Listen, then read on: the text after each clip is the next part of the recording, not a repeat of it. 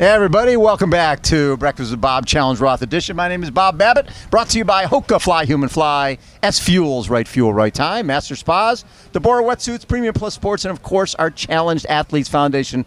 Seriously, our next guest, one of my favorite people on the planet, what she has overcome to be a professional triathlete is unbelievable. It's actually the 10-year anniversary where Els Visser nearly lost her life and decided after almost nearly losing her life, I need to do something audacious, something crazy. I'm going to be a professional triathlete. And now you're one of the best in the world. Who would have thought? Good morning, Bob. No, I would never expected this, but it's like a pretty cool journey. A pretty cool journey. So 10 years ago, you're a doctor, right? And were you in Indonesia, Thailand, that area, and your boat gets swamped, right? Big wave comes over. It's dark, middle of the night, and what's going through your head? I thought this is the end of my life. The problem was that there was no rescue coming, and so we were that far in the ocean that we didn't have any service to reach out to people. And from that moment I knew, or I thought, okay, I don't get out of this situation, and this is like pretty serious. And also because it was in the middle of the night, it was super dark, we didn't see anything. It's just super scary. Oh my God. And so you guys had to make a decision. Do we stay here and hope somebody finds us? Yeah. Or do we try to swim to that, whatever that is out there? Yeah. You could see a piece of land. Only like after the sun came up, so we waited for the whole night in the ocean. It was like pitch dark, and then when the sun came up we saw an island in the far distance, and it took me some courage, and after a while I decided to try to swim with a life jacket on, swimming backstroke. Yes, because it's not like you were a swimmer. No, and we couldn't close the life jacket, so I had to hold them with my arms folded and swimming on my back. Yes. Oh my God, 8 hours in the water. Longer in the water. I was about 18 hours in the water. 18 hours in the water! But it was about 8 hour swim. Yeah. Oh my God. And so then you get there, and were there 4 of you? I arrived on the island with Galen from New Zealand, yes. So it was just me and her. Yes, but a couple others started. Yes. And it's like a very big story. But we left with 5 swimming, and me and Galen, we came on the island together. The other 3 also made it to the island, but it came on a different spot. And yes. After us, 2 Spanish guys started swimming, and they've never been found. They died, probably. Wow. And so then now you're there, you're on this little atoll, and it's not like, okay, well, we'll call somebody. You're still in the same position, but at least you're dry. Exactly. Yeah, I was so relieved that I was out of that water, because it was so scary and super cold, and it's just water, you can't yes. It's not our normal habitat to be in the water. So I was super relieved to have land under my feet. But there was nothing there on the island, so we had to survive the island, and there was the second step. But luckily, we slept there for a night, and the day after we got rescued. Oh my God. And at that point, was it going through your head, I need to do something special? Not straight away, because of course it took me a while to process this whole trauma. But after a while, I just started to realize I just want to embrace life, and I just want to live every day I have and give my absolute best each day.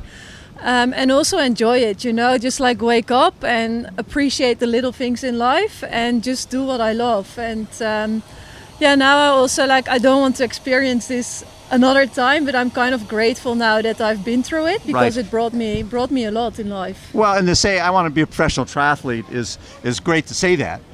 To be that is a different deal. Totally. And to me, one of the real major moments, when I look at the T100, the PTO racing, that's the best of the best.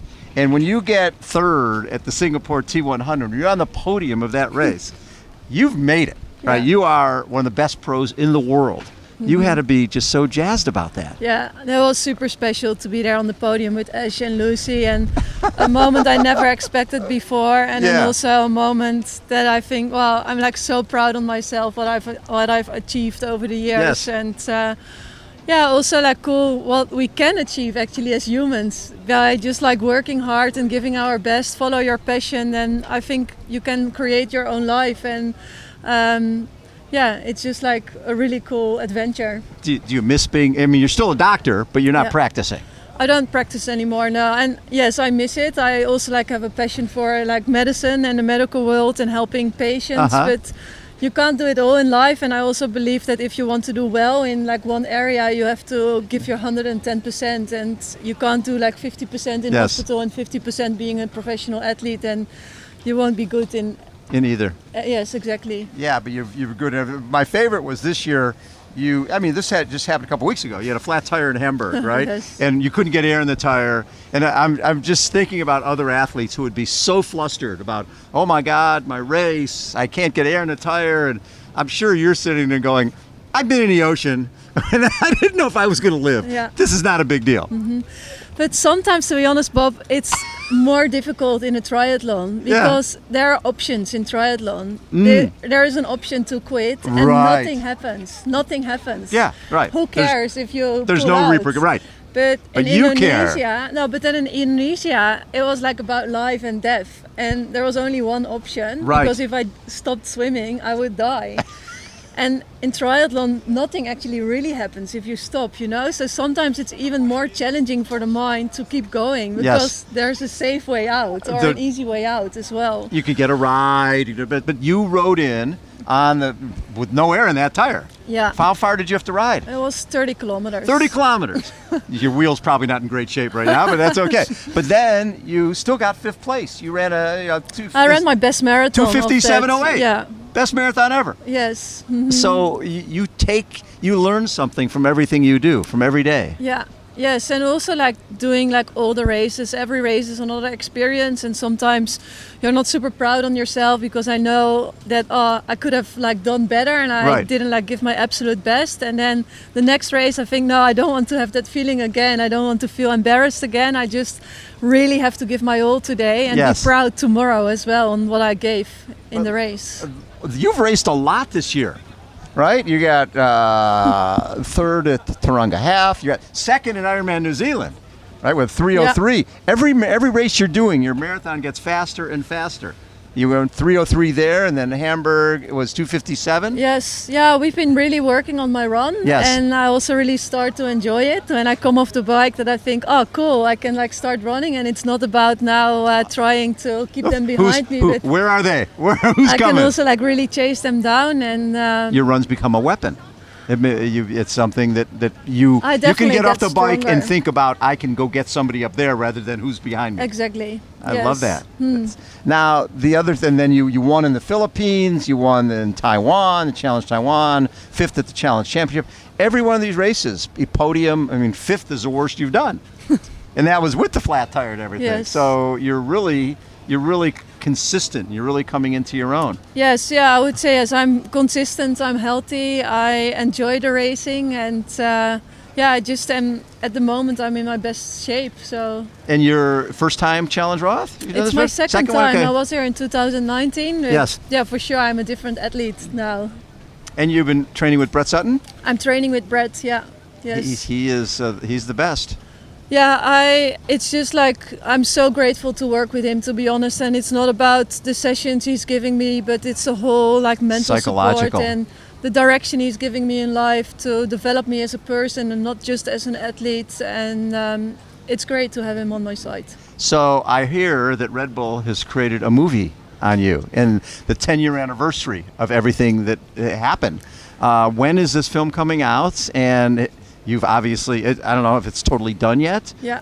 Yeah, it's totally done. We don't have the exact release date, but it will be this year. They've been following me for 4 years. So oh my God. They went to Kona last year. They've been to Australia, Switzerland, Gran Canaria. They've had the footage from the race in Singapore. We actually went back to Indonesia. Did you really? To the island where I swam to. Now, how was that for you? That was emotional. I bet that was emotional. Yeah, but it was also, I'm so grateful that they gave me the opportunity to go back and to see that it was real. Because it's such an unreal story, and that I could go back there and thought, yes, this happened to me. I remember that. I think you took you had your passport.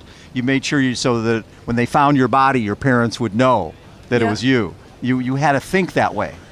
Yes, it was just an endless situation, and I thought, I was kind of convinced that my life would come to an end, and then I thought about my parents and. Yeah. I thought I just want that they know that it's my body, you know, if they find me. So I took my passport so people could identify me, and yeah.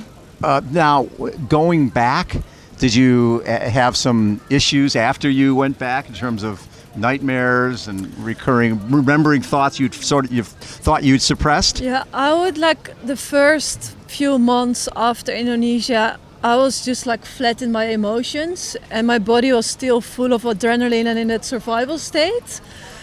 And I was not myself, and also didn't realize what happened to me. I didn't feel, it was really strange to be in the normal world again, because yes. In my feeling I shouldn't be there anymore. Right. So I just felt a bit as an outsider and a stranger.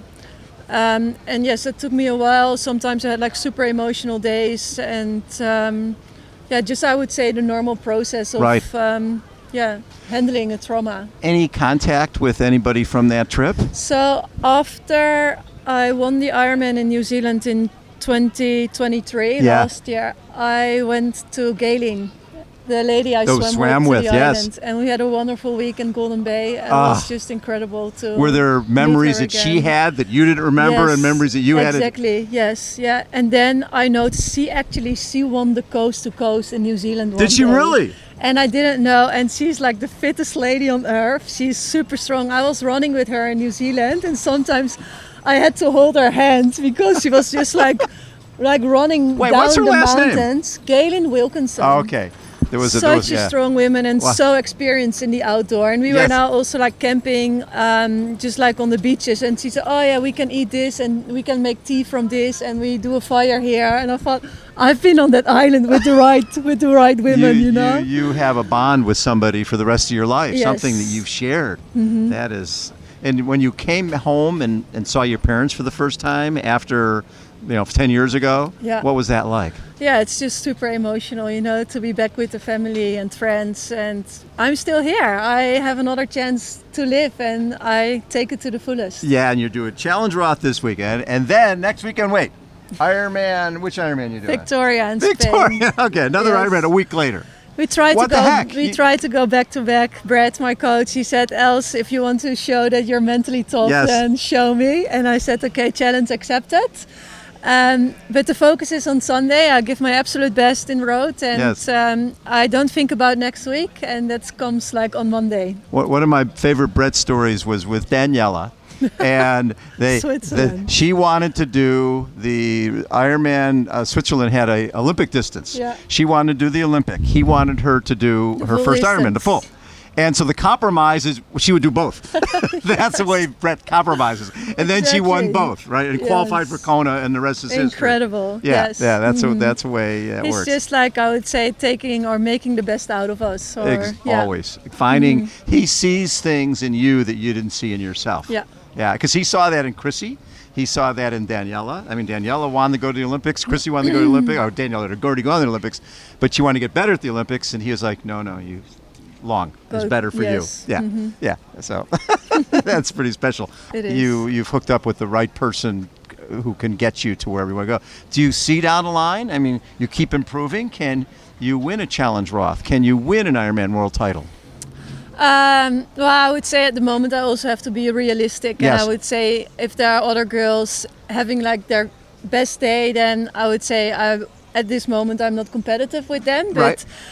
It's like a 9-hour race, and a lot of things can happen, so you never know, and maybe it can be my day. Do you find yourself drawing on the things you've gone through when you're having tough times in a race? Or is that so far in the past? Actually, in a race, I just really try to focus on the moment and give the best in the moment itself, and I don't really think about anything else. Yeah. No. Love it. Els, the journey over this last 10 years, we met in 2019, and I love the story then, and you've inspired so many folks. We had so many great comments from the first time, because people are used to hearing pros talk about, I did this interval, I did that interval. I was basically dead, and I came back to life, and now I'm a professional triathlete. Your story resonates, because people now know that, wait a second, if she can do this, why can't I accomplish my dreams? Yeah, exactly. Yeah, it's all about, I think, having passion for something, Doesn't matter if it's triathlon or something else in Yes. life, and giving your absolute best. Well, you are the best example of that. Thank you, Els. Always such a treat to chat with you. Thanks and so have much, fun Bob. this weekend and next weekend. Yes, exactly. Let's go. Els Visser has been our guest. Everybody, again, Breakfast with Bob, Challenge Roth edition. Hold on. We will be right back.